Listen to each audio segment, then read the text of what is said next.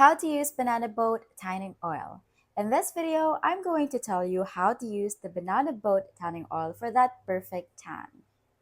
So to get started, start with clean, dry skin. Shake the bottle well to activate the formula before applying.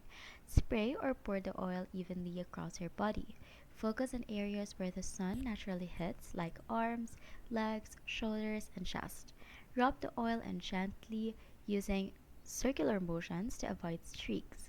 Don't piece your back or ankles. Let it absorb for a few minutes before heading outside. Banana Boat offers options with and without SPF, so make sure you're using the one suited for your skin type. If you're using one without SPF, apply sunscreen first and let it dry before the tanning oil. Tan for 20 to 30 minutes per side and avoid peak sun hours to reduce the risk of burning. Reapply the oil every 2 hours or immediately after swimming or sweating. Once done, shower off the excess oil using a gentle cleanser. Finish with a hydrating moisturizer to lock in that glow. Tanning takes patience, so don't rush it. Gradual color lasts longer. And that's how you use Banana Boat Tanning Oil.